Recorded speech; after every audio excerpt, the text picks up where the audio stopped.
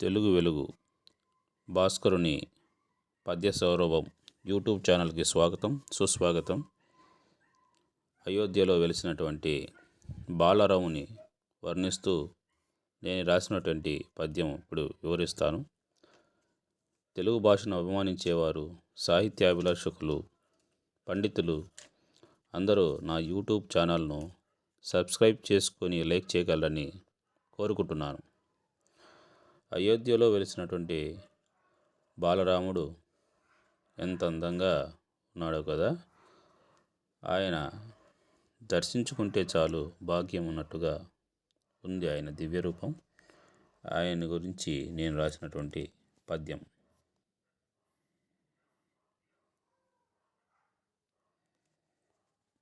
శ్రీరామ అయోధ్య ధామ శీర్షపద్యం. ఏ దివ్య రూపము నెనరుగా దర్శించి ముక్తిని పొందిరి మునులునంత, ముక్తిని పొందిరి మునులునంతను. ఏ భవ్య పాదాబ్జమే నేల తాకిన అహల్య శాపము అంతరించే. ఎవ్వరి పాదాలనెంతగా కడిగెనో జనకులు కూతురు జానకిచి.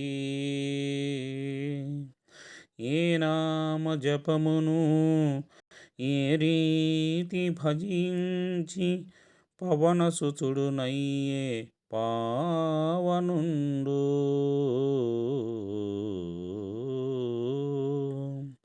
అట్టి శ్రీరామ రూపము అందముప్ప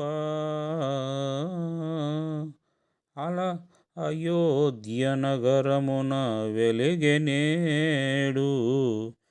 బాలరామ కోదండము పానియైన దివ్య నయన దర్శనము భవ్యమగును.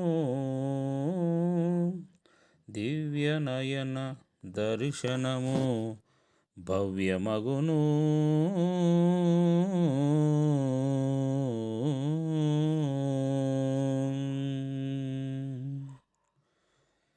రచన గానం కురుబ భాస్కర్.